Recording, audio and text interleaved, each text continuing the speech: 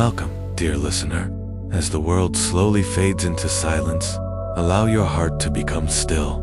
Tonight is not about striving, fixing, or rushing toward tomorrow. This is a sacred pause, a moment to lay down every burden and step into the gentle presence of God. Tonight, you will journey through real stories of people who found rest in the middle of storms, who discovered peace not in the world, but in trusting God's promises. Let His word wash over you like calm waters, each verse becoming a soft whisper to your soul. Here, you will find refuge, restoration, and quiet transformation. Breathe slowly, release every worry, and allow Jesus to carry you into deep rest. Tonight, you are safe, you are healed, and you are loved. Now, let the journey begin. Psalm 408. In peace I will lie down and sleep. For you alone, Lord, make me dwell in safety. The story of Denzel Washington. Denzel Washington is admired across the world for his confidence, strength, and commanding presence. But behind the awards and red carpets, he has walked through seasons of deep pressure. Early in his career, he felt the weight of expectation, fear of failure, fear of losing relevance, fear of disappointing others. Fame came quickly, and with it came anxiety that crept into quiet nights. After long days on set, Denzel would sometimes sit alone, replaying every scene, every word, every decision. His mind refused to rest. Thoughts raced through his head like an endless storm. What if tomorrow I fail? What if this success disappears? What if I lose everything? In those moments, he turned to God, not to ask for more success, but for peace.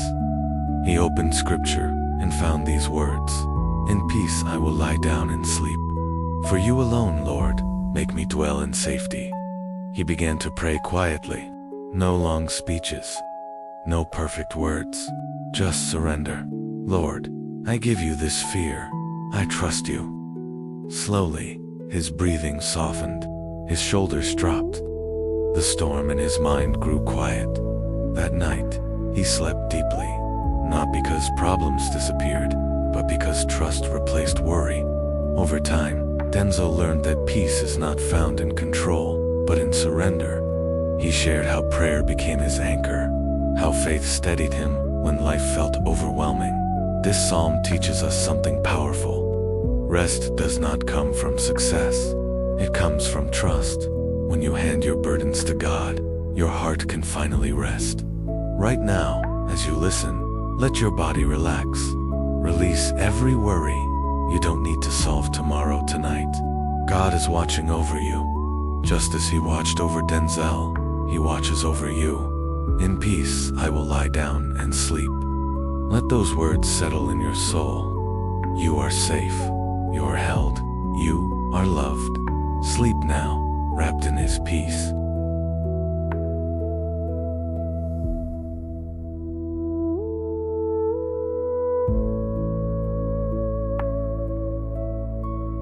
Psalm 16:11. In your presence is fullness of joy and eternal peace. The story of Keanu Reeves. Keanu Reeves stands as one of Hollywood's most beloved figures, not for his fame, but for something far more rare, his genuine humility. In an industry often defined by ego and excess, Keanu moves through the world with quiet grace, treating every person he meets with dignity and kindness. Fans speak of his generosity, his willingness to take the subway, to give up his seat, to engage in simple acts of human decency. Yet beneath this gentle exterior lies a story of profound sorrow, a depth of loss that would have broken many others. His life has been marked by tragedy in ways most of us can barely imagine. He lost close friends who shaped his early years. He experienced the devastating loss of his daughter, Ava, who was stillborn in 1999. Her grief no parent should ever have to carry. Then, just 18 months later, his partner Jennifer Syme died in a car accident, leaving him to navigate an ocean of grief alone. These were not distant losses or abstract sufferings. These were the people he loved most, taken in circumstances that felt unbearably cruel and senseless. In those dark valleys, Keanu could have chosen bitterness. He could have turned away from the world, hardened his heart, and let anger consume him. Many would have understood if he had, but instead, something different happened. Through that crushing heartbreak, through nights that must have felt endless, he found a strength that didn't come from denying his pain, but from walking through it with quiet faith. He once reflected on grief in a way that has touched millions. He said that grief changes shape, but it never ends. It's not something we get over or move past. It becomes part of who we are. And in those moments when grief felt heaviest, when the weight of loss threatened to overwhelm him, he learned to lean into something greater than himself. He leaned into God's presence. This is where Psalm 16-11 speaks with such power. You make known to me the path of life. In your presence there is fullness of joy. At your right hand are pleasures forevermore. Keanu discovered a truth that transforms everything. Joy does not erase pain. God's presence doesn't make suffering disappear or rewrite our stories. But what it doesn't, this changes everything, is give meaning to that suffering. It provides a path through the darkness, not around it, not over it, but through it. And in that journey through, we find we are not alone. This psalm is not a promise of constant happiness or a life free from sorrow. David, who wrote these words, knew betrayal, warfare, and exile. He understood what it meant to cry out in anguish. Yet even in his darkest moments, he made this declaration: in God's presence, there is fullness of joy, not superficial pleasure, but deep, abiding joy, the kind that can somehow coexist with tears. Keanu's story teaches us that faith is not about pretending everything is fine. It's not about putting on a brave face or denying the reality of our pain. Instead, it's about discovering that, even in sorrow, especially in sorrow, God walks beside us. His presence doesn't necessarily change our circumstances, but it changes us. It gently guides our steps when we can't see the path ahead. It holds us when we have no strength left to stand. The path of life that God makes known isn't always easy. Sometimes it leads through valleys so deep we wonder if we'll ever see light again. But the promise is this: in His presence, there is fullness. Not emptiness pretending to be fullness. Not distraction or numbness, but genuine, soul-deep contentment that somehow, mysteriously, can bloom even in the soil of grief. Tonight, as you prepare to rest, carry this truth with you. God's presence surrounds you. Whatever loss you've experienced, whatever pain you're carrying, whatever grief has become part of your story, you are not walking through it alone. The God who walks beside you brings peace that transcends understanding. He brings meaning where there seemed to be only senselessness. And He brings joy that doesn't deny your sorrow, but somehow makes room for both. Like Keanu, you may carry grief that will never fully leave you. But you can also carry something else, the quiet knowledge that in God's presence, even in the midst of loss, there is life, there is purpose, there is a path forward, and there is a hand reaching out to guide you every single step of the way. Rest now in that presence. Let it surround you. Let it bring you peace.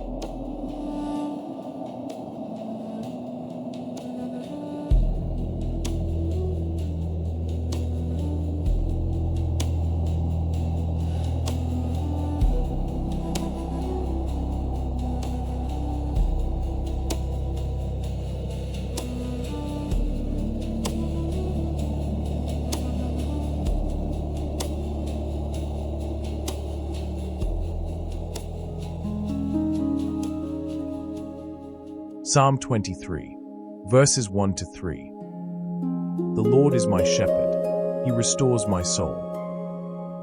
The story of Kobe Bryant. Kobe Bryant lived a life that seemed almost superhuman. The discipline, the ambition, the relentless pursuit of greatness, everything about him spoke of someone who refused to accept limitations. He was known for his Mamba mentality, the philosophy that drove him to outwork everyone, to show up at 4 in the morning when others were still sleeping, to push his body and mind beyond what seemed possible. 5 NBA championships, 18 All-Star selections, an 81-point game that defied belief. His accomplishments read like legend. Yet behind those achievements, behind the trophies and the roaring crowds and the iconic moments, there existed something the world didn't always see. There were moments of deep struggle, times of profound self-doubt, seasons when the weight of expectation felt crushing, when failure cut deeper than any physical injury, when the pressure to be perfect threatened to break even someone as strong as Kobe. In 2003, he faced allegations that threatened to destroy everything he'd built, his reputation, his family, his legacy. In 2013, his Achilles tendon tore, and with it seemed to tear the invincibility he'd carried. There were playoff losses that haunted him, missed shots that replayed in his mind, seasons when his body betrayed the will that had always driven it forward. And through it all, there was the internal battle, the voice that demanded perfection, that saw any weakness as failure, that drove him to greatness but also to exhaustion. In those difficult seasons, when the noise of the world became deafening and his own inner critic grew louder still, Kobe turned to something that couldn't be measured in statistics or championships. He turned to faith, and specifically, he turned to the words of Psalm 23. The Lord is my shepherd, I shall not want. He makes me lie down in green pastures. He leads me beside still waters. He restores my soul. For someone who spent his life refusing to rest, refusing to be weak, refusing to need anyone, these words carried profound power. He makes me lie down. Sometimes we need to be made to rest because we've forgotten how. Sometimes the strongest thing we can do is stop striving and simply be shepherded. Kobe came to believe deeply that God guided his path, not just in victory, but through every valley of challenge and failure. The psalm continues, "Even though I walk through the valley of the shadow of death, I will fear no evil, for you are with me." Notice it doesn't say if you walk through the valley. It says though, when, not if. The valleys are part of the journey. This scripture became more than words to Kobe. It became a lifeline. It reminded him that he was never truly alone, even when isolation felt complete. That God walked with him through every trial, through the public scrutiny, through the physical pain, through the moments when he questioned everything, through the valleys where shadows fell long and the path ahead seemed uncertain. The shepherd imagery would have resonated deeply with someone like Kobe, who understood leadership and guidance. A shepherd doesn't just point the way. A shepherd walks ahead, knows the terrain, protects the flock, finds the green pastures and still waters even when the landscape seems barren. A shepherd guides not through force but through presence and care. As Kobe learned to trust God as his shepherd, something shifted. He found an inner strength that was different from the fierce determination that had always driven him. This was quieter, deeper, a strength rooted not in his own willpower but in surrender. He found clarity that didn't come from analyzing game film or perfecting technique, but from simply being still enough to hear guidance beyond his own thoughts. He restores my soul. In a life spent depleting every resource, pushing every limit, giving everything until nothing remained, these words offered something revolutionary. Restoration. The promise that we are not meant to run ourselves dry. That there is a source of renewal beyond our own reserves. That our souls, battered by ambition, wounded by failure, exhausted by the weight of expectations, can be made whole again. This psalm reminds us of something we desperately need to hear. Even when life feels overwhelming, even when the pressure seems unbearable, even when we've pushed ourselves to the breaking point, God restores our souls. He doesn't just patch us up to send us back into battle. He leads us to green pastures. He brings us beside still waters. He creates space for actual peace, not just the absence of chaos, but the presence of deep, restorative calm. Kobe's faith in these words didn't make his challenges disappear. He still faced valleys. He still walked through shadows. But he walked differently, not alone, not relying solely on his own strength, but shepherded by something greater, guided by hands wiser than his own, restored by a love that didn't demand perfection but offered grace. Tonight, as you prepare to rest, you may be carrying your own valleys, your own struggles and self-doubt and overwhelming pressure, your own moments where the path ahead seems unclear and the weight feels too heavy to bear. You may be someone who, like Kobe, finds it hard to rest, hard to trust, hard to believe you don't have to do it all alone. But the invitation of Psalm 23 extends to you tonight. Allow him to shepherd your thoughts into stillness. Let go of the striving, just for this moment. Feel the presence of the one who walks with you through every valley, who knows the way even when you don't, who restores what has been depleted, who makes you lie down in green pastures not as punishment but as gift. You are not alone in your struggles. You are being shepherded, gently, constantly, faithfully. And in his presence, your soul can find the restoration it so desperately needs. Rest now in that truth. Let the shepherd guide you into peace.